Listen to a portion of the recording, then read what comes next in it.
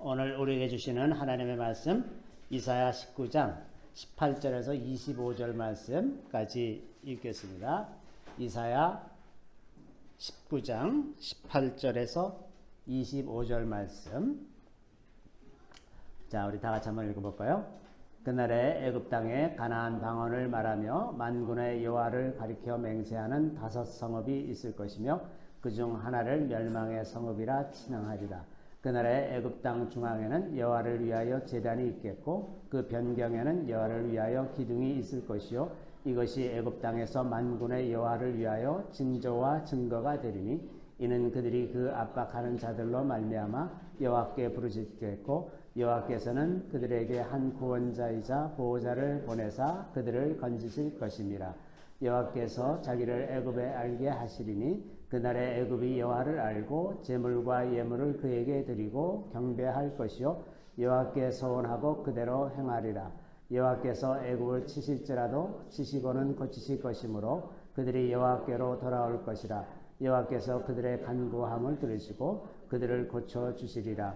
그날에 애굽에서 아수르로 통하는 대로가 있어 아수르 사람은 애굽으로 가겠고 애굽 사람은 아수르로 갈 것이며 애굽 사람이 아수 사람과 함께 경배하리라. 그날에 이스라엘이 애굽 및 아수르와 더불어 셋이 세계 중에 복이 되리니 이는 만군의 여호와께서 복 주시며 이르시되 내 백성 애굽이여 내 손으로 지은 아수르여 나의 기업 이스라엘이여 복이 있을지어다 하실 것입니다. 아멘. 저는 오늘 이 말씀으로 이스라엘을 위하여 기도하라라는 제목으로 잠시 말씀을 나누고자 합니다. 저희가 이제 오순절을 기다리면서 50일 동안 하나하나 카운트해가면서 기도를 했고 그래서 마침내 이제 어제 오순절을 맞게 되었습니다.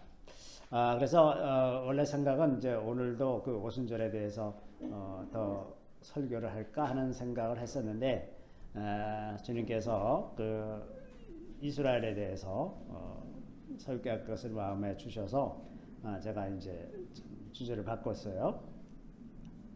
오늘은 특별히 이제 그 국제 정서에 특히 이스라엘과 중동에 관한 국제 정서에 대해서 좀 말씀드리려고 합니다. 이렇게 그 국제 정서 이런 것에 대해서 말씀드리는 것은 지금의 그 국제 정세나 혹은 이 한국을 둘러싼 여러 가지 그 국제적인 변화 이런 것들이 마지막 때와 너무나 깊게 연관이 되어 있기 때문에 그렇습니다. 그래서 지금의 1년, 2년은 평상시, 그러니까 마지막 때 이전의 시대에 10년, 20년하고 완전히 그 성격이 다릅니다. 예전에는 뭐 10년, 20년 지나는 것이 그렇게 큰 중요한 문제가 아니었지만 지금은 1년, 1년이 너무나 귀하고 지금 한 해 한 해가 아주 날카롭게 지나가야 되는 그런 시대에 살고 있기 때문에 그렇습니다. 자, 하나님은 역사의 주인이십니다. 역사를 이끄는 가장 그 중요한 세력으로서 이제 정치에 대해서 말하지 않을 수가 없는데 하나님께서 국가의 지도자를 세우시고 그 지도자의 마음을 이끄시는 것이라는 것을 성경이 이렇게 분명하게 얘기를 합니다. 잠언 21장 1절에 보면 다 같이 읽어보겠습니다. 왕의 마음이 여호와의 손에 있으니 마치 봇물과 같아서 그가 임의로 인도하시느니라. 자, 보에 물을 담아놨다가 보를 이쪽을 터뜨려서 이쪽으로 보내기도 했다가 다시 막고 저쪽을 터뜨려서 저쪽으로 보내고 이제 이렇게 하는 거죠. 이런 것처럼 하나님께서 왕의 마음을 이리로 가게 했다가 저리로 가게 했다가 그래서 모든 그 세계 지도자들의 마음을 하나님께서 주관하신다는 겁니다. 우리가 이 믿음을 가지고 있어야 해요. 그 사람들이 임의로 하는 것 같지만 역사는 하나님의 주관 하에 있고 하나님께서 그 지도자들의 마음을 이리저리로 움직이시면서 역사를 이루어 가신다고 하는 겁니다. 이 오늘 우리가 살아가는 시대를 마지막 때라고 하는 것은 그냥 마지막이라고 하는 어떤 특별한 그 일반적으로 사용되는 형용사의 마지막을 말하는 것이 아니라 성경에서 특정하게 마지막 때라고 말하는 그런 마지막 때라는 뜻입니다. 그 마지막 때라고 하는 것은 요한계시록 16장에 기록된 그 인을 떼시는 하나님께서 주님께서 인을 떼시는 그 장면을 특정하게 마지막 때라고 말하는 것이지 그냥 막연히 역사의 마지막 때다 이렇게 말하는 것은 아니라 하는 겁니다. 그것이 아마 제가 이렇게 돌이켜서 생각을 해보면 2010년에서 2012년 사이쯤인 것 같습니다. 2010년 말쯤에 그 아랍의 봄이 시작되면서 중동 정세가 아주 급격하게 변했는데 그때쯤이 아닐까 이런 생각이 듭니다.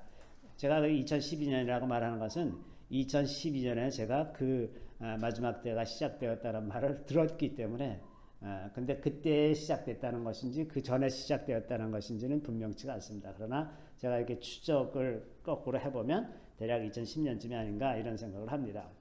그래서 지금 이런 시대에서 그 국제 정세가 변화하고 이러는 것은 당연히 이 마지막 때와 다 관련이 있습니다.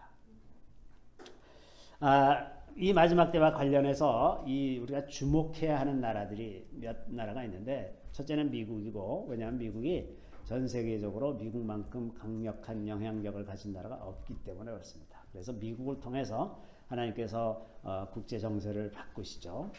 또 그 다음에는 이제 당연히 이스라엘이죠. 하나님께서 무슨 일을 하는지는 다 이스라엘을 통해서 나타납니다. 그 다음에 세 번째로 중요한 나라가 한국입니다. 한국. 이거는 제가 무슨 국수주의자거나 민족주의자이기 때문에 그렇게 말씀드리는 것이 아니라 영적인 차원에서 중요하다는 겁니다. 뭐 한국보다 더 강대국도 많고 그렇지만 영적으로 중요한 나라의 순서로 본다면 미국, 이스라엘, 한국이 영적으로 중요한 나라들이라고 하는 겁니다. 그래서 이제 제가 오늘 말씀드리려고 하는 것은 앞으로 이 전개될 일들을 우리가 좀 이해를 하고 그래서 어떻게 기도하면서 지내야 되는지 그것을 알려고 하는 것입니다. 역사의 방향을 알고 그거에 맞게 기도하자고 하는 거죠. 어떤 특정한 정치 세력을 지지하거나 반대하거나 뭐 그러려는 의도로 말씀드리는 것은 전혀 아닙니다. 오늘 아침 신문에 그 어떤 책에 대한 서평이 나왔어요. 근데 그 서평에 이런 얘기가 있었습니다. 1960년 이후 세계의 그 가난한 나라를 돕기 위해서 투입된 돈이 무려 4조 3천억 달러라고 합니다. 어마어마하죠. 4조 3천억 달러. 그런데 그렇게 많은 돈을 가난한 나라들에게 투자를 했는데 그 가난에서 벗어난 나라는 한국을 비롯한 몇 개 국가밖에 없었다는 겁니다. 신기하지 않습니까? 한국은 사실은 뭐 그동안 원조 받은 돈 다 합쳐봐도 몇백억 불 정도밖에 안 될 겁니다. 이 4조 3천억이나 들었는데도 가난에서 벗어나지 못했다는 것은 좀 어떤 면에서는 좀 충격적이기도 한데요. 이 한국의 성취는 정말 세계적으로 너무나 엄청난 것이고 그 많은 나라들의 이제 모범이 되죠. 그래서 그 한국을 모델로 개발하는 것이 상당히 그 유용한 방법이라는 것이 지금 입증되고 있죠. 지금 한국의 명목상 GNP가 지금 저기서 보면 12위예요.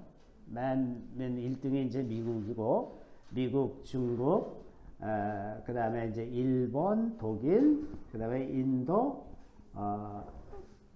그 다음에 뭐였죠? 프랑스, 영국, 이탈리, 이제 브라질, 캐나다, 러시아, 한국 이렇게 돼 있죠. 이제 그렇게 해서 12위인데 어떤 통계에서 보면 저 브라질과 이탈리는 이미 탈락했습니다. 이제 이미 저 브라질은 지금 저 IMF에 손 벌리는 상황이 됐고, 그리고 러시아는 원유가 차지하는 비중이 경제에서 너무나 크기 때문에 지금 아주 곤경을 처해 있어요. 그래서 사실상 그 브라질과 이탈리와 러시아는 우리 앞순위에서 빠집니다, 거의. 그래서 어떤 통계에서는 한국을 9위로 뽑고 있는 데도 있습니다. 굉장한 거죠. 이 성과가 아주 굉장합니다.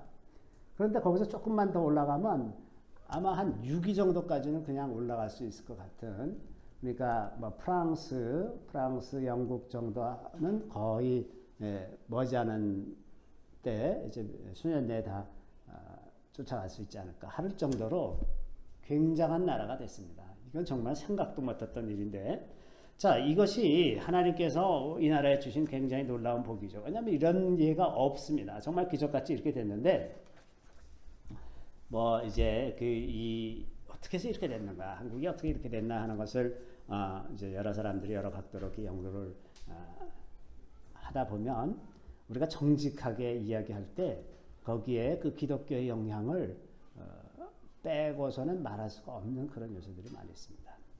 제가 언제 한번 카톡에다가 소개해드린 적이 있는지 모르겠는데 이제 함재봉 교수라고 아산정책연구원 원장 하시는 분이 매주 이제 한 번씩 김용삼 대기자라는 월간조선 편집장 하시던 분이 계신데 이분도 아주 역사에 조예가 깊은 분인데 이분이 이제 둘이서 대담을 하면서 한국인은 누구인가라는 시리즈를 지금 20몇 번째 계속 하고 있습니다.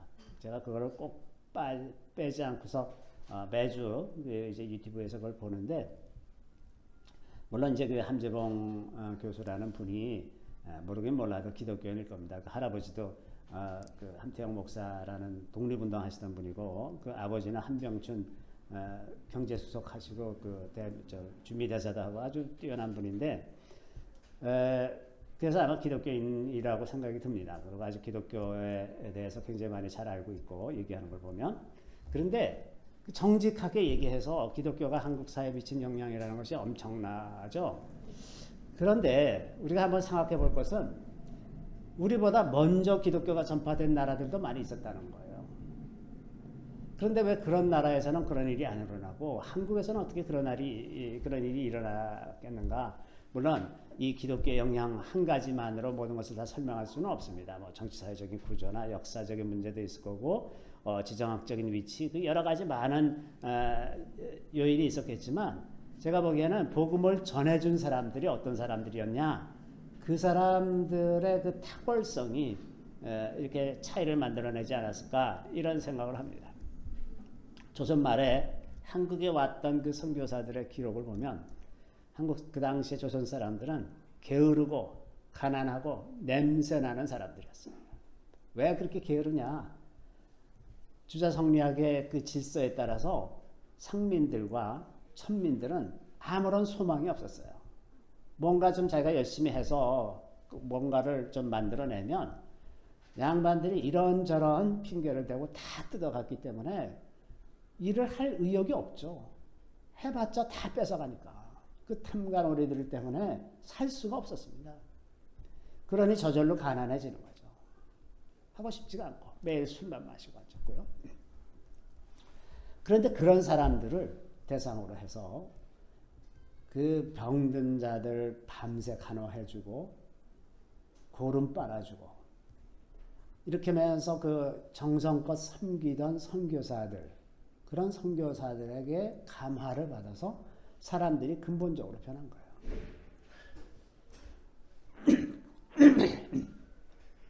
그때 한국에 왔던 선교사들은 미국에서도 엘리트들이었습니다. 많은 사람들이 여기 양화진 묘에 가보면 많은 선교사들이 아이브리그 출신들이에요. 미국에서 당대에는 1900년대 초, 1800년대 말 이때는 미국도 대학 가는 사람이 굉장히 적은 시절입니다. 그래서 대학을 졸업을 하면 얼마든지 미국 사회에서 잘 살 수 있는 그런 사람들이 이름도 모르던 한 번도 가본 적이 없는 조선을 위해서 와서 그렇게 헌신적인 삶을 사는 것을 보고서 사람들이 다 근본적으로 변하기 시작한 거죠. 네팔에 가보면 네팔이 이제 영국의 식민지였었습니다. 네팔에도 이제 영국 사람들이 와서 복음을 많이 전했는데 그래서 복음이 전해진 역사를 보면 네팔이 우리보다 훨씬 길어요. 근데 왜 네팔에서는 그게 성공하지 못했는가? 네팔에서는 네팔을 점령한 군인들이 이제 많이 가서 복음을 전했다고 그래요. 그런데 가서 이제 복음을 전할 때 물론 마음이 참 좋은 마음으로 했을 겁니다. 그런데 그렇게 네팔 가난한 사람들을 도와주고 이러느라고 이제 돈을 많이 주고 정작 그렇게 삶을 통해서 실천하기보다는 그냥 돈으로 이렇게 도와주고 이렇게 하다 보니까 네팔 사람들의 인식에는 지금까지 선교사는 돈 주는 사람으로 인식되는 겁니다. 굉장히 좋은 뜻으로 했을 거예요. 그런데 그 결과는 뭐냐 하면 지금까지도 선교사는 자기가 무슨 도움을 얻기 위해서 접근하는 사람이지 그 복음을 듣기 위해서 접근하는 사람이 아닙니다. 그래서 그 의도는 훌륭한 의도였겠지만 그 결과는 복음이 뿌리를 내리지 못한 결과가 되었다고 하는 거죠. 아마 모르긴 몰라도 많은 아프리카 국가에서도 지금 이런 형편일 겁니다. 아프리카에 투입된 돈, 아프리카에 가난한 사람들을 위해서 투입된 돈이 얼마나 많은지 모르는데 아무도 그것으로 인해서 복음으로 변화받아서 새 나라를 건설하겠다는 그런 열망은 잘 없어요. 그래서 이제 우리 박경호 목사님이 아프리카에서 농업 공동체를 한다고 하면서 그 꿈을 품고서 영국에서 교육을 받고 있을 때 영국 사람들이 네가 뭐 하려고 그러냐? 그래서 내가 가서 이런 걸 하려고 그랬더니 정말 깜짝 놀라면서 너 그러면 우리가 다 도와주마. 그러면서 처음에 이제 굉장히 많이 도와주고 그랬대요. 왜냐하면 영국이 오랫동안 저 아프리카의 많은 나라들을 지배하면서 선교를 하려고 애썼잖아요. 근데 다 실패했단 말이야. 왜? 이런 점에서 돕기는 했지만 그들의 마음과 생각을 근본적으로 바꾸는 일에 실패했기 때문에 그렇게 됐다는 거죠. 그래서 이제 박경호 목사님이 이제 지난번에 그 계란을 이제 팔리기 계란이 이제 유명해져 가지고 막 팔리기 시작하면서 공동체가 급속하게 안정이 돼가고 그 공동체를 떠났던 사람들이 다시 들어온대요. 이렇게 희망을 발견한 겁니다. 그래서 근본적으로 변화해가는 그런 과정이 필요한 건데 그것이 이제 조금씩 이루어지기 시작하는 거죠. 그래서 저희가 이제 기독교 역사를 보면 한국에 그렇게 탁월한 선교사들이 왔었다는 것, 그리고 그 당시의 사회가 조선이 망해가고 있었기 때문에 달리 소망을 품을 데가 없어서 복음을 들을 수밖에 없어요. 여기는 뭐가 있나? 응? 그러니까 그런 여러 가지 여건이 복음을 듣기에 합당하고 좋은 선교사들이 오고 그래서 그것이 딱 맞아떨어져서 굉장히 중요한 결실을 맺게 된 것 같습니다. 일본은 그 당시에 1800년대 중반에 그 굉장히 탁월한 사무라이들이 이제 그 막부를 무너뜨리고 그 근대 국가 제도를 확립하는 데 성공했어요. 그래서 그 일본에서는 그때 그 사무라이들을 엄청 좋아하거든요. 최고의 영웅으로 생각합니다. 정말 대단한 사람들이에요. 그 사람들의 나이가 20대 초반이었을 때 한 일이에요.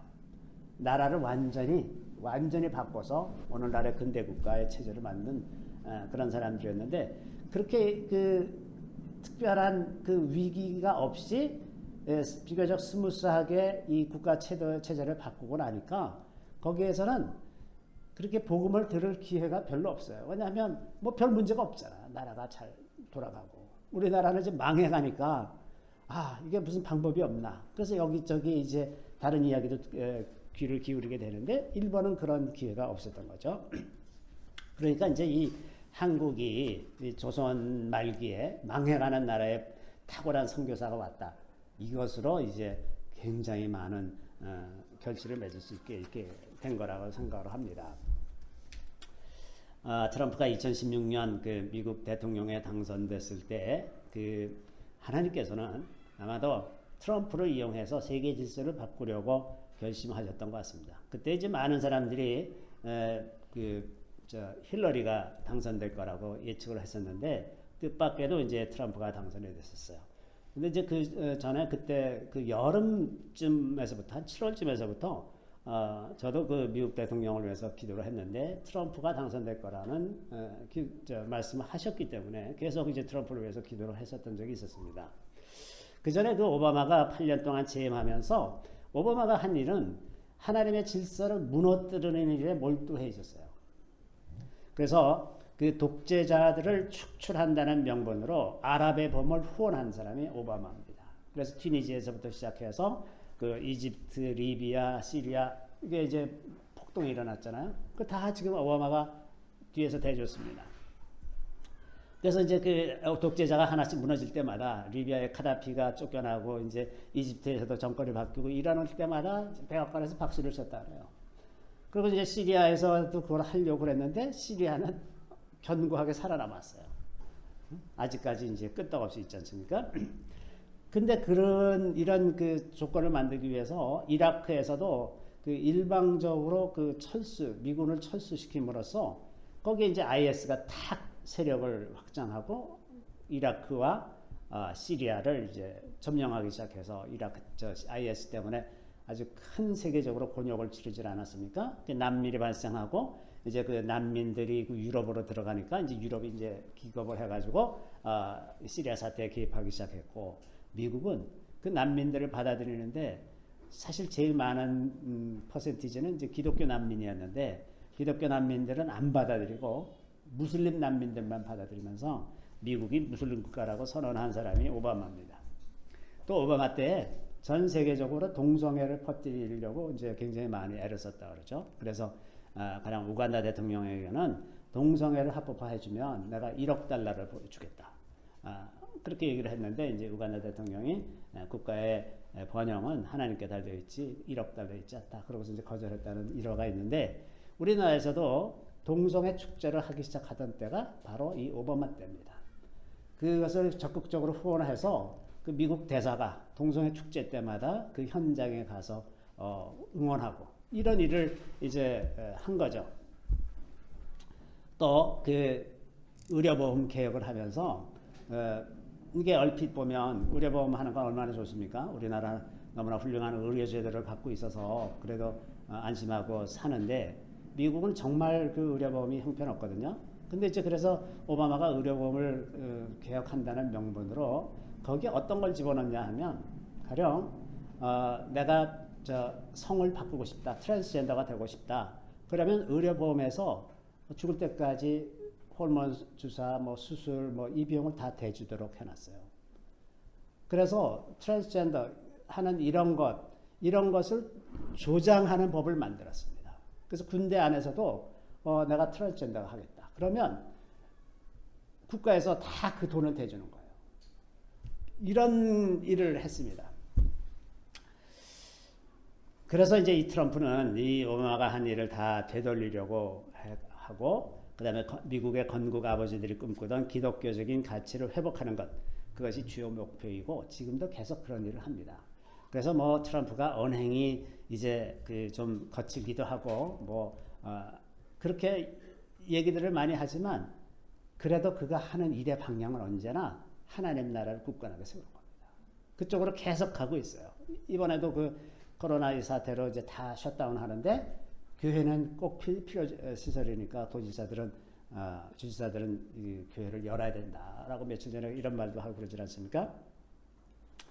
이제 많은 글로벌리스트들이 있죠. 글로벌리스트들은 세계를 하나의 나라로 막 묶는 것이 꿈이죠. 왜냐하면 그렇게 해서 세계 경제를 하나로 묶어놓고 자기네들 그 마음대로 이제 통제하고 싶은 마음이 많이 있으니까 그래서 세계적인 다국적 기업이나 군산복합체 이런 데서는 그 전체주의건 민주주의건 그건 아무 관계가 없어요. 자기네 입장에서는 그냥 시장이 통합돼서 자기네 마음대로 하면 되는 것이지 사람들이 각국의 국민들이 자유를 누리면서 살든 억압 가운데 살든 아무 관심이 없습니다. 그래서 글로벌리스트들은 전 세계 시장을 다 통합하려는 그런 움직임 가운데 있고 그것이 이제 그 반기독교들과 이렇게 연대해서 세계 정부를 만들려고 하는 그런 움직임이 계속해서 오랫동안 누적되어 왔는데 그거에 저항하는 것도 지금 트럼프가 하는 겁니다. 트럼프가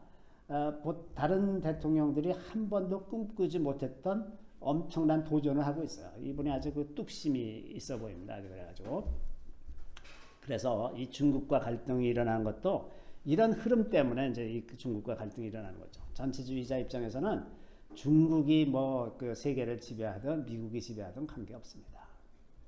그거는 자기네 관심이 아니야. 전 세계 시장을 자기가 장악하기만 하면 되는 것이지 그건 아무 관계가 없거든요.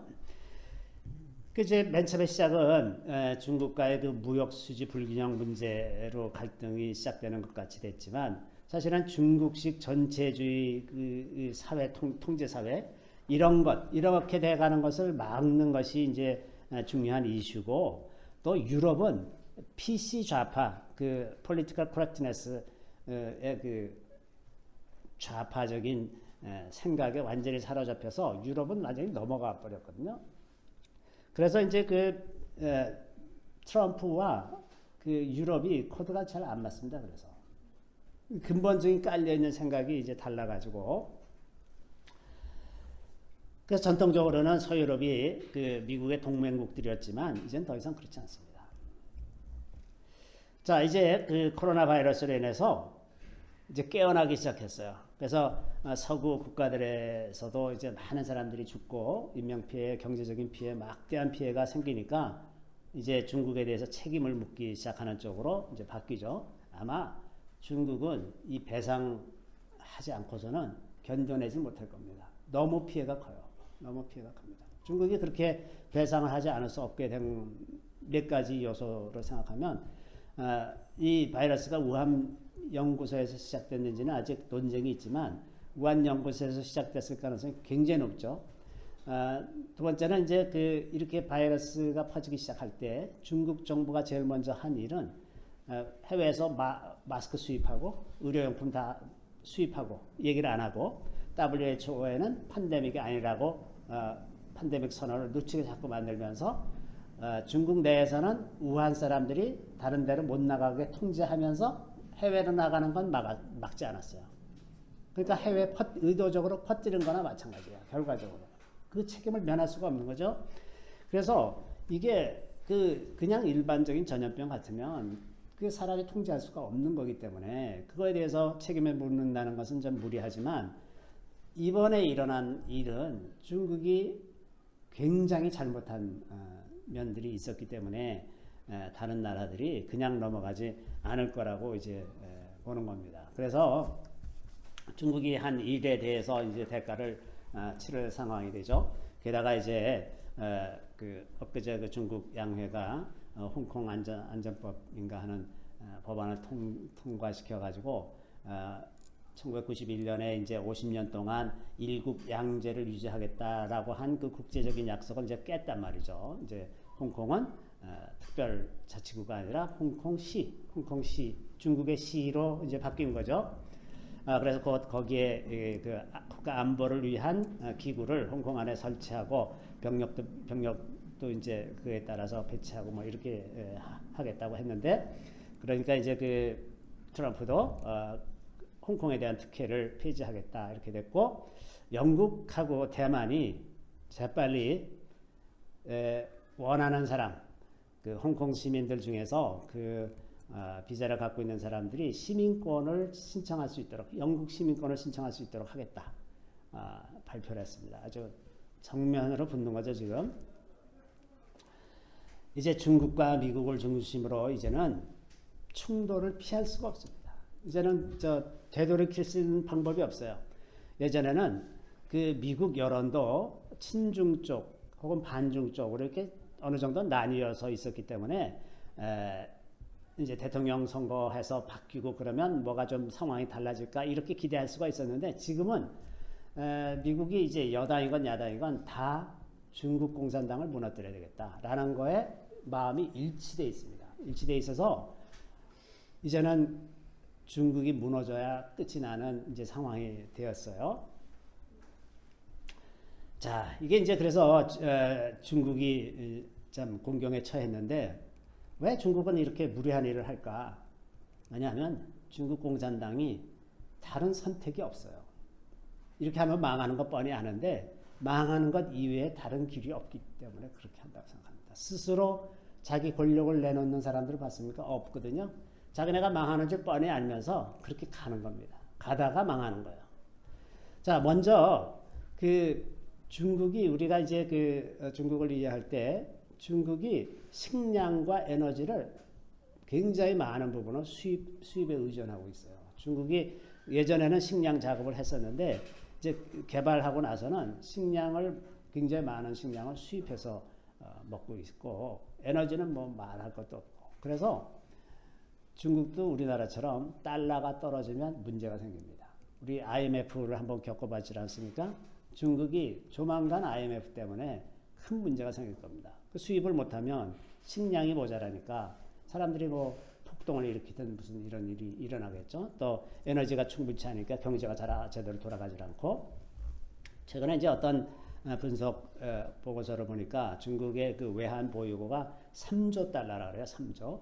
우리가 생각하기에 엄청 많네 그렇게 생각이 드는데 근데 그 중에서 1조 달러는 미국 국채를 샀어요. 근데 미국이 이제 그 코로나 그거 책임져라 그러면서 그 돈 못 준다 그럴 거예요. 그렇게 하기로 뭐 정해졌어. 그러니까 1조는 날렸어. 1조 달러는. 그럼 2조 달러 남았잖아요.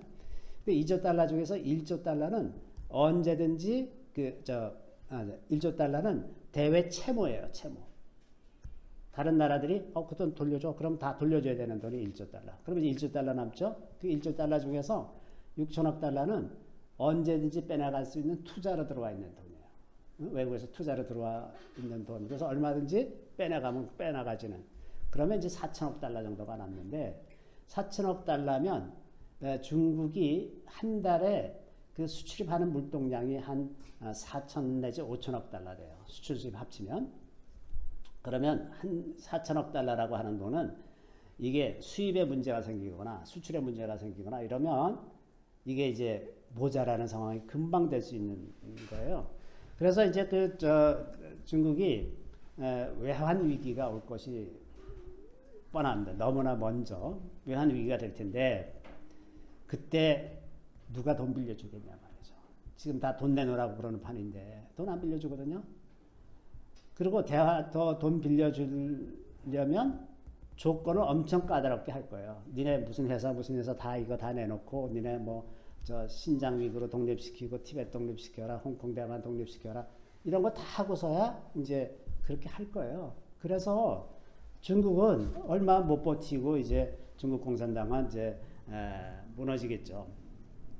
미국이 이제 이 중국 문제를 대하는 거의 일부분이 북한 문제입니다. 북한 문제는 미국 입장에서는 두 번째 이슈예요. 중국 다음의 이슈고 중국에 부속되는 이슈입니다. 중국이 건전하게 살아있는 동안 북한 문제는 절대로 해결이 안 됩니다. 중국이 지금 현재가 제일 바람직한 상태이기 때문에 중국은 절대로 북한을 포기하지 않아요. 중국이 가령 북한이 지금 무너진다. 정권이 무너져서 중간에 북한 안에 내란이 일어났다. 그러면 반드시 중국은 북한의 군대를 진주시켜서 진압하고 자기네 꼭두각시 정권을 세우면 세웠지 절대로 중국은 북한을 포기할 수가 없습니다. 그렇다는 얘기는 중국이 무너지지 않으면 대한민국은 통일이 될 수가 없다는 얘기예요. 근데 이게 지금 절호의 기회가 오고 있는 겁니다. 중국이 북한에 개입할 여력이 없는 상태가 되어가는 거예요. 미국 말 안 들을 수가 없는 상태가 되는 그때 이제 북한하고 이제 남한이 통일되는 일이 일어날 겁니다. 그래서 저는 이제 김정은이가 지금 건강상에 굉장히 큰 문제가 있다는 것은 이제 분명한 것 같은데 작년 12월 13일 밤에 이제 심근경색이 온 것 같고 그때 뇌가 많이 이제 손상이 됐다는 것을 제가 알게 됐는데 그 이후로 지금 이 김정은의 활동이 정상이 아니죠. 그래서 뭐 한 20일마다 한 번씩 뭐 발표하고 그러는데 최근에 발표한 거는 그 기사를 자세히 읽어보면 어느 날짜에 그 일을 했는지가 표시가 안 돼 있어요. 그러니까 옛날에 했던 일을 그냥 지금 한 것처럼 지금 발표하는 거야. 그러면 마치 지금 한 것처럼 사람들이 착각을 하잖아요. 이런 상황입니다. 그래서 북한이 이제 김정은이가 이제 아마 오늘 내일 할 겁니다. 오늘 내일 할 텐데 그 타이밍을 하나님께서 중국과 관련해서 가장 알맞은 타이밍에 이제 모든 변화가 일어나도록 하겠죠. 그래서 조금 더 기다려야 할지도 모르겠다는 생각이 듭니다. 자, 이제 이 역사가 진행되면서 어떤 때는 이제 사람들의 불순종에 의해서 하나님께서 어떤 계획을 지연시키거나 이러는 경우들도 많이 있는데 지금은 시간이 그렇게 많지 않습니다. 그렇게 시간이 많지 않아서 지연되더라도 그렇게 많이 지연되지는 않을 겁니다. 그래서 이게 그렇게 멀지 않은 장래에 이 일들이 다 일어날 거라는 생각이 듭니다. 자, 이렇게 동아시아에서 이렇게 놀라운 엄청난 일이 이제 일어나고 객관적으로 보면 전쟁이 일어나기 직전이죠, 사실은. 이게 중국하고 미국하고 이렇게 첨예하게 부딪힌 적이 없었고 예전에 소련하고 그 미국이 대립할 때도 이렇게까지 하지는 않았거든요. 지금은 정말 전면전 하듯이 싸우지 않습니까? 그래서 이제 일촉즉발의 위기 같은 상황인데 뭐 대만 문제를 두고도 그렇고 홍콩 문제를 두고도 그렇고 남진아해 이 문제도 그렇고 계속해서 이제 군사적인 갈등도 이어지는데 최근에 이제 중국이 완전히 꼬리를 내렸어요. 처음에는 미국 뭐 문제 없다라는 식으로 기세등등하더니 요즘에 이제 꼬리를 푹 내린 이제 상황입니다. 근데 군사력에 있어서는 중국은 아직 멀었습니다. 아직 멀었어요. 아주 상대가 안 되는 상황이죠. 그러니까 국민들을 자극하느라고 잘난 척 하기는 하지만 실제로는 이제 할 수가 없죠. 이런 전체적인 흐름 속에서 이제 중동이 크게 또 변화하고 있는데 이제 아랍의 봄 이후에 아까 이제 오바마가 한 일 중에 이란하고 핵 협상을 체결했지 않습니까? 그래서 이란이 확 떴어요. 그리고 이제 그동안 이란에게 주기로 되어 있다가 못 준 돈, 그러니까 1979년 때 빚진 돈을 오바마가 현금으로 특별기 한 대에 실어갖고 보내줬거든요. 그러고 나서 이제 이란이 그것을 테러리스트 지원하는 데 사용하기 시작해서 그 이후로 이란이 이라크와 시리아에 굉장히 세력을 확장해 놨습니다. 그래서 지금은 이라크, 시리아, 레바논이 다 이란의 꼭두가시 정권 같이 됐어요. 순식간에 그걸 이제 이란이 그 세력을 확장을 했는데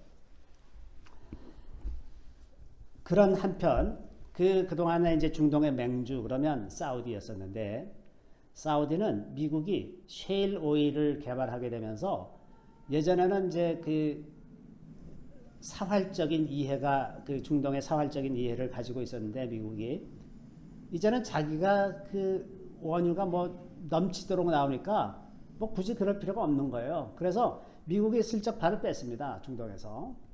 이제 슬쩍 발을 빼고 나니까 위기에 처하게 된 게 이제 사우디죠. 사우디는 이란이 강국으로 등장을 하니까 라이벌이 생기고 자기네를 보호해주는 미국은 슬쩍 빠지고 이렇게 되니까 이제 발등에 불이 떨어졌잖아요. 그래서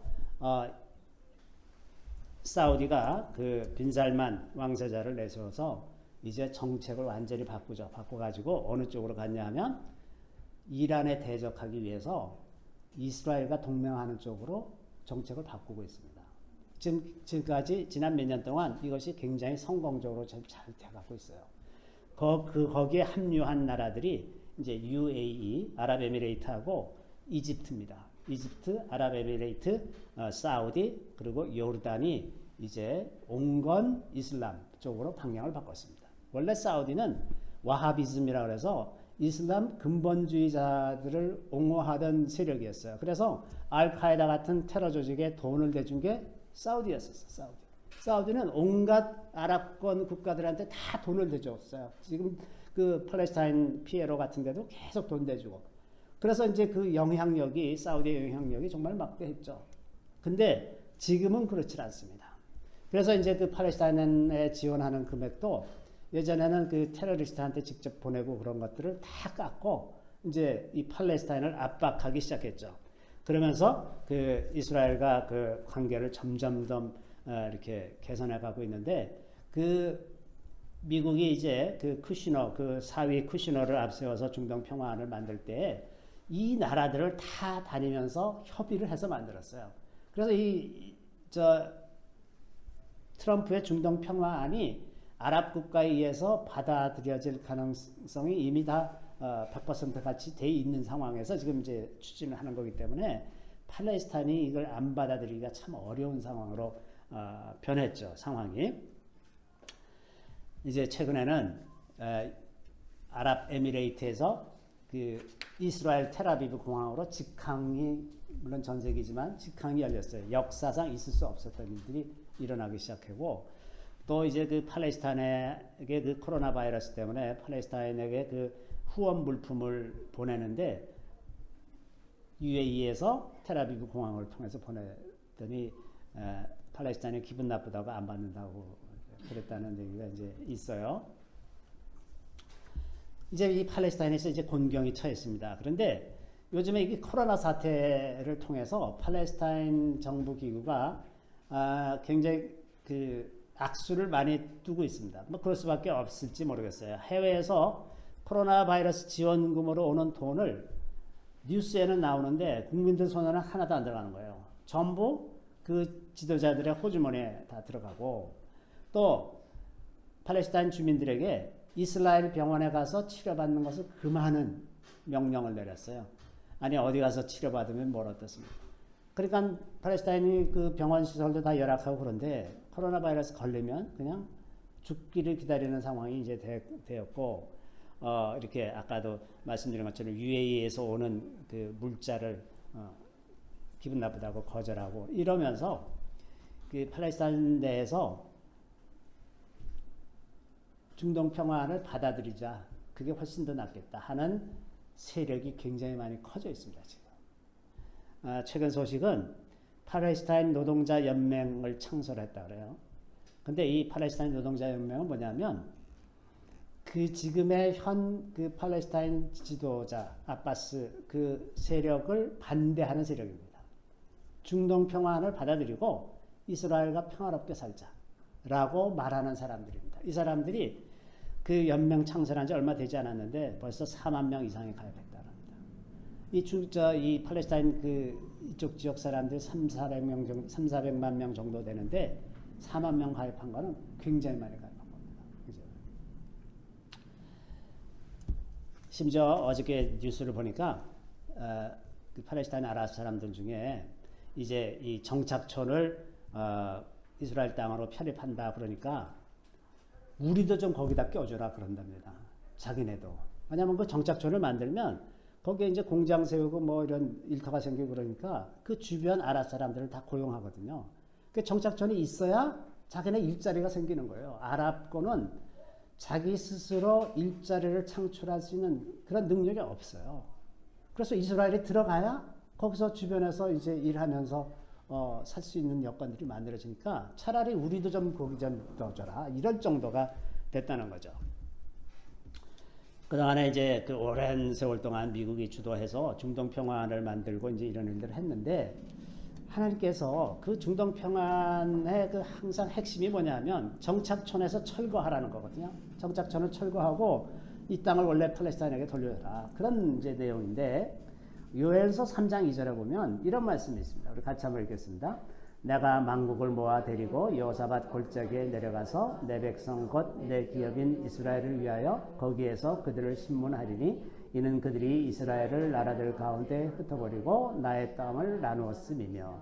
자, 하나님께서 하나님의 땅을 그 이스라엘 땅을 나누는 것들을 심판하시겠다고 하는 약속이거든요. 저런 것처럼 중동 평화를 중재하면서 그 클린턴 대통령 때에도 몇 번 중재를 했죠. 그때마다 미국에 큰 재앙이 왔습니다. 카트리나 재앙도 중동 평화 회담이 끝나자마자 일어난 일들이고 심지어 일본도 2011년 3월 10일 날 제네바에서 이스라엘 대표를 만나서 그 정착촌에서 철거해라, 철수해라 이렇게 요구를 했었어요. 일본이. 그 다음 날 쓰나미가 났습니다. 계속해서 저런 일이 제가 두 케이스만 말씀드렸지만 굉장히 많이 있습니다. 중동의 그 이스라엘 땅을 나누고자 했을 때마다 무슨 재앙이 일어나곤 해가지고 하나님께서 원하시지 않는다는 것이 너무나 분명한 사실이었어요. 지금 현재 어떤 상태가 있냐면 제가 언제 한번 카톡에 보내드렸을 것 같은데 저기 이제 파란 점들이 정착촌입니다. 저거 전체가 이제 저 웨스트뱅크 지역인데 정착촌이 저렇게 뿔뿔이 흩어져 있는데 저게 나누어지는 게 가능하겠습니까? 굉장히 복잡한 국경이 만들어지는 거죠. 저걸 나누려면. 응? 그래서 어쨌든 이번 중동 평화안에 저 정착촌을 이스라엘 땅으로 합병하는 게 핵심입니다. 그렇게 되면 그 안을 받아들이면 사우디를 비롯한 아랍 국가들이 팔레스타인을 엄청 많이 지원하기로 약속을 했어요. 그래서 그 원조로 그 나머지의 산업 일으키고 저 학교 세우고 병원 세우고 잘 살아라. 그렇게 얘기하는 거죠. 그 안을 이제 받아들일 가능성이 이제 매우 높아져 있어서 비로소 이제 아랍과 유대인들이 평화롭게 살 수 있는 길이 열릴 것 같습니다. 그리고 그렇게 가는 것이 이게 하나님의 전체적인 계획에 맞는 거죠. 자, 한국과 이스라엘 그동안 이제 한국은 그 석유를 이제 사우디에서 주로 수입하던 그런 것 때문에 그 석유를 이제 사우디에 수입할 때 이스라엘과 단교하기를 요구해서 이스라엘은 일찍 한국과 외교 관계를 맺었었는데 1972년인가 그 이스라엘과 외교 관계를 끊었었어요. 그 중동의 영향을 굉장히 많이 이제 받았는데 그랬다가 이제 나중에 다시 94년인가에 가서 이제 다시 외교 관계를 회복했는데 이스라엘은 적극적으로 그 한국과 관계를 회복하기 위해서 작년에 이제 FTA를 체결했죠. 한국과 이스라엘이 처음으로 그러니까 이스라엘로서는 외국과 FTA 맺은 게 아시아 국가와 FTA 맺은 게 처음이랍니다. 처음으로 이제 FTA 체결을 해서 앞으로 많이 이제 잘 되어질 것이라고 생각을 하는데, 자, 우리가 이제 중동에서 일어날 일들을 거꾸로 이렇게 다시 쫓아와 보면 마지막 때, 아주 마지막에 예수님이 오시기 전에 일어날 일이 뭐냐? 아마겟돈 전쟁이라는 겁니다. 아마겟돈 전쟁. 이 전쟁이 요한계시록 16장 12절에서 21절 말씀에 기록되어 있는데 우리 잠깐 좀 같이 읽어보겠습니다. 또 여섯째 천사가 그 대접을 큰 강 유브라데에 쏟음에 강물이 말라서 동방에서 오는 왕들의 길이 예비되었더라. 또 내가 보매 개구리 같은 새 더러운 영이 용의 입과 짐승의 입과 거짓 선지자의 입에서 나오니 그들은 귀신의 영이라. 이적을 행하여 온 천하 왕들에게 가서 하나님 곧 전능하신 이의 큰 날에 있을 전쟁을 위하여 그들을 모으더라.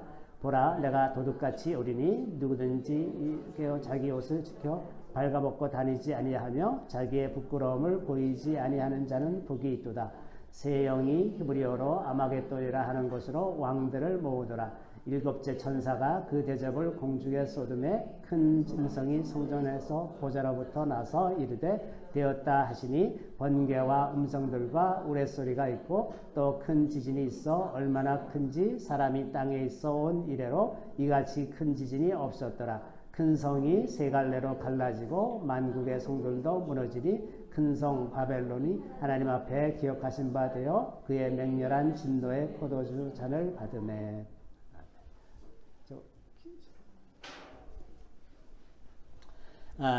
저게 이제 그 천사, 이 천사가 대접, 이 요한계시록의 구조가 일곱 인, 그 다음에 일곱 나팔, 그 다음에 일곱 대접인데, 일곱 대접은 그 마지막 심판을 위한 겁니다. 그 마지막 심판을 하는 진노의 잔을 퍼붓는 것이 이제 대접인데, 여기 이제 오늘 읽은 말씀에 그 여섯째와 일곱째예요. 오늘 읽은 말씀이. 그러니까 거의 끝부분입니다. 거의 끝부분에 어떤 일이 있냐면 여섯째 천사가 이제 대접을 큰 강 유브라데에 쏟으니까 강물이 말라서 동방에서 오는 왕들의 길이 예비되었더라. 이제 이스라엘을 쳐들어가는 모든 여건이 만들어졌다는 뜻입니다. 또 내가 보면 그리고 이제 약한 영들이 그 짐승과 용과 짐승과 거짓 선지자, 저게 마치 사탄의 삼위일체 같은 거죠. 사탄의 삼위일체 같이 용과 짐승과 거짓 선지자에서 이제 더러운 말들이 나오는데 그들이 이제 온갖 거짓과 거짓 그 어떤 그 기적과 이사 이런 것으로 사람들을 유혹해가지고 그 사람들을 모아서 전쟁을 하는 거예요. 전쟁을 하는 그때 15절에는 이제 예수님께서 도둑같이 올 준비가 다 되신 거예요. 그때가. 자, 그러고 나서 이제 아마겟돈이라 하는 것으로 왕들을 모으죠. 그래서 군대가 모입니다. 그 아마겟돈이 이스라엘의 무깃도라고 하는 곳입니다. 역사상 많은 전쟁이 있었던 곳인데 그곳에서 이제 전쟁이 일어나는 거죠. 그럴 때 일곱째 천사가 그 대접을 공중에 쏟게 되는데 일곱째 천사가 대접을 쏟을 때에는 이제 번개와 음성, 지진, 큰 우박 이런 걸로 해서 그 쳐들어왔던 모든 대적들을 다 물리치는 저것이 이제 예수님이 오시기 직전에 이루어질 일이죠. 자, 저기 동방에 오는 그 왕들의 길, 동방에서 오는 이때 마망했던 전쟁을 일으킬 나라가 누구냐? 터키입니다. 터키. 터키와 동방에서 오는 것은 이 투르크족의 연합이에요. 그 터키와 그 투르크메니스탄, 우즈베키스탄, 그리고 아마도 위그르, 신장 위그르가 이 투르크족이거든요. 이 사람들이 연합해서 이 이스라엘을 쳐들어오게 될 것이다 하는 겁니다. 자, 이게 아마겟돈 전쟁이 있기 바로 전에는 또 무슨 일이 있을 거냐? 그게 오늘 본문에 있는 일입니다. 오늘 본문에 보면 여기 이런 말씀이 있죠. 오늘 본문 24절에 보면 그날에 이스라엘이 애굽 및 아수르와 더불어 셋이 세계 중에 복이 되리니 이는 만군의 여호와께서 복 주시며 이르시되 내 백성 애굽이여 내 손으로 지은 아수르여 나의 기업 이스라엘이여 복이 있을지어다 하실 것입니다. 이스라엘과 애굽과 아수르가 열방의 복이 된다는 약속이 있습니다. 저 일이 먼저 이루어져야 그 다음에 이제 어떤 세월이 지난 다음에 아마겟돈 전쟁이 일어나는 거예요. 저 일이 이루어지려면 지금 중동 평화안과 같이 애굽과 그러니까 이집트와 이스라엘이 이제 완전히 자유롭게 평화로운 관계가 되고 그 아수르에 해당하는 데가 이란, 이라크, 시리아, 레바논입니다. 이 나라들이 다시 이스라엘과 화평해지는 관계가 돼야 돼요. 그러려면 먼저 일어날 일이 이란이 무너지는 겁니다. 이란 정권이 무너지는 거예요. 자, 북한과 이란이 굉장히 긴밀한 관계입니다. 중동 문제에 북한이 아주 깊숙이 개입되어 있어요. 원자력 때문에, 핵 문제, 핵과 미사일에. 그래서 이란의 핵무기 개발에도 북한이 개입되어 있고, 이라크에서도 그랬었고, 시리아에서도 그랬었고. 그래서 북한이 참 신기하게 남한이 아까 그 영적으로 중요한 나라라고 말씀드렸는데 북한도 반대 의미에서 영적으로 너무나 중요한 나라. 자, 그래서 이란이 무너지는 것이 이제 먼저 올 텐데 그 이란에 관해서 예레미야 49장의 예언의 말씀이 있습니다. 예언의 49장에 가보면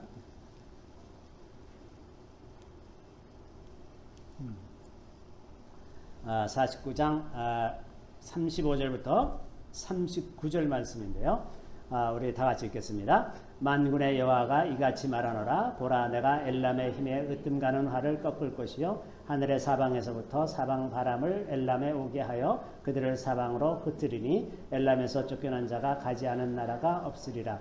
여호와의 말씀이니라. 내가 엘람으로 그의 원수의 그의 생명을 노리는 자의 앞에서 놀라게 할 것이며 내가 재앙 곧 나의 진노를 그들 위에 내릴 것이며 내가 또 그 뒤로 칼을 보내어 그들을 멸망시키리라. 내가 나의 보좌를 엘람에 두고 왕과 고관들을 그곳에서 멸하리라. 여호와의 말씀이니라. 그러나 말일에 이르러 내가 엘람의 포로를 돌아가게 하리라.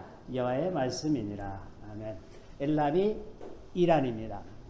이제 이란이 지금 1979년 호메니 혁명 당시에 많은 이란인들이 이란을 떠나서 전 세계에 흩어져 있습니다. 몇백만 명이 나가 있다 그래요. 그래서 엘람의 포로들을 돌아가게 하리라. 돌아가고 싶어도 못 돌아가는 그 사람들이 이제 돌아가게 하리라. 포로를 돌아가게 하리라 그러잖아요. 저렇게 되는 상황이 이제 일어나게 될 것입니다. 이란도 이번에 코로나 바이러스로 큰 타격을 받고 있는데 이렇게 돼서 이란이 정권이 바뀌고 나면 중동은 지금까지 없었던 평화를 누리고 그리고 크게 번영하게 될 거예요.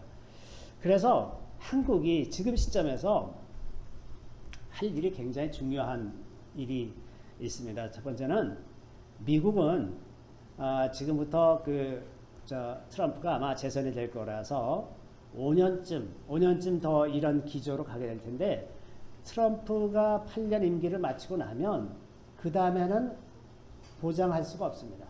그 다음에 반작용으로 다시 하나님을 대적하는 세력이 정권을 잡을 수가 있어요. 만약에 그렇게 되면 지금은 우리가 미국하고 견고하게 동맹관계로 있는 것이 유리하지만 그때 되면 좀 생각을 바꿔야 될지도 모릅니다. 그리고 미국은 더 이상 하나님의 편에 서지 않는 나라가 될 수가 있어요. 제가 이렇게 생각하는 이유는 미국이 가장 큰 나라고 가장 영향력이 강하기 때문에 하나님을 대적하는 세력이 어떻게 해서든지 미국을 자기 손아귀에 넣으려고 애쓸 것이기 때문에 그렇습니다. 자, 그러면 그렇게 됐을 때 한국이 어떻게 할 거냐? 한국이 이제 미국하고의 그 관계가 약화될 때 한국이 이 동아시아에서 살아남으려면 어떻게 하느냐? 중국은 아마 크게 약화돼서 지금처럼 위협이 되지는 않겠지만 그래도 아직도 동아시아에 러시아도 있고, 러시아는 경제적으로는 강국이 아니지만 군사적으로는 대국이지 않습니까? 그래서 러시아 그리고 어느 정도 약화된 중국 이 옆에 있을 때 우리가 생존할 수 있는 유일한 방법은 일본하고 동맹을 맺는 겁니다. 이거 이외에는 방법이 없어요. 그래서 이게 우리가 지금 굉장히 지혜롭게 우리나라의 그 외교 관계를 다시 맺을 생각을 해야 되는데, 그 일본하고 동맹을 맺고 그 다음에 이스라엘하고 굉장히 깊은 관계로 발전시켜 나가야 된다 하는 겁니다.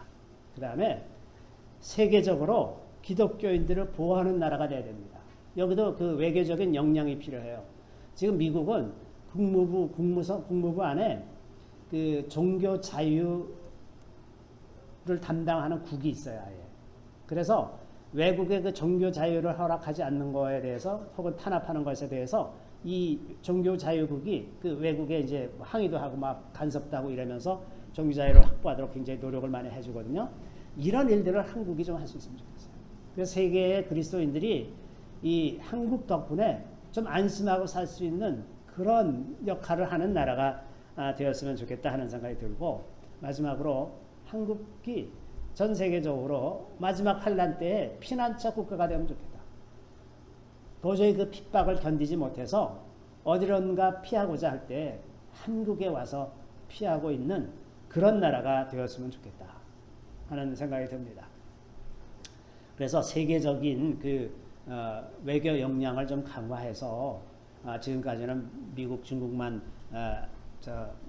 보고서 외교를 했다면 이제는 외교의 틀을 근본적으로 바꿔서 세계적으로 영향력을 끼칠 수 있는 나라, 그런 나라로 우리가 바뀌어 가도록 기도를 좀 해야 될 것 같고, 또 세계 선교를 위해서 또 중국, 일본의 교회와 또 인도네시아 등 제3국의 교회들과 협력하는 이런 일들도 그 외교적인 그런 바운더리가 굉장히 중요하거든요. 그런 협력 관계가 잘 되면 이런 것도 더 잘 되기 때문에, 그래서 이제는 우리가 좀 그 하나님께서 우리나라에게 주신 그 복에 걸맞게 좀 세계적인 관점을 가지고 세계적인 그 그리스도인들의 보호자 내지는 복음을 전파하는 그런 나라가 되도록 우리가 기도를 해야 될 것 같고, 특히나 중동을 위해서, 이스라엘을 위해서, 그 이란, 애굽과 이스라엘과 아수르가 세계의 복이 되는 그 상황이 속히 오도록 이 기도를 꼭 좀 해주세요. 그래서 거기에 평화가 이루어지고 이 동아시아 쪽에 평화가 이루어지고, 그래서 이제 아마 한 10년, 15년 정도 크게 복음을 전할 수 있는 기회가 열릴 것입니다. 그때 이제 우리가 마땅히 감당해야 될 사명들을 감당하는 것, 그것이 앞으로 이루어질 일이라고 생각이 듭니다. 잠시 기도하겠습니다. 주님께서 이 나라를 사랑하셔서 귀한 선교사들을 보내주시고 그들의 헌신된 수고로 복음이 전해지게 하시며 많은 사람들이 이제 그리스도의 복음의 아름다운 것을 알게 하신 것을 주님 감사드리옵나이다. 주님, 이 나라에 복을 주셔서 그동안에 크게 번성하고 많은 부를 누리게 되었는데 주님, 이제 이 나라가 한 번 더 도약할 수 있게 되기를 구합니다. 오순절 성령으로 오시는 그 성령께서 우리의 지도자들과 우리 교회 지도자들을 감화시키시고 그들을 바르게 이끌어 주셔서 주님 이 나라에게 주신 그 놀랍고 아름다운 사명들을 깨닫고 그것을 기쁨으로 감당할 수 있게 도와주시기를 원합니다. 지혜로운 자들이 지도자로 세워지게 하여 주시고 특별히 외교 분야에서 탁월한 일을 보내주시기를 원합니다. 오주님 이제 앞으로 주님 다시 오시는 그때까지 외교의 틀을 다시 잘 작성하고 그 틀대로 주님 나라를 잘 이끌어가고 세계적으로 선한 영향력을 끼칠 수 있는 그런 나라가 될 수 있게 도와주시기를 간절히 바라고 원합나이다. 주님 마지막 때는 이 나라가 환난의 피난처가 되기를 구합니다. 주님 많은 나라에서 이 나라로 피난 오고 오주님 이곳에서 안전하게 지내다가 주님이 다시 오시는 것을 맞이할 수 있게 도와주시기를 원합니다. 우리 주님 이제 이 모든 사명들을 깨닫게 하셨사오니 우리가 이를 위해서 더욱 기도하게 하시고 우리의 정성을 다하게 하시고 주님께서 원하실 때 두려움 없이 담대한 마음으로 그 모든 일들을 감당해 나갈 수 있게 도와주시기를 우리 구주 예수 그리스도의 이름으로 감사하며 기도드리옵나이다. 아멘.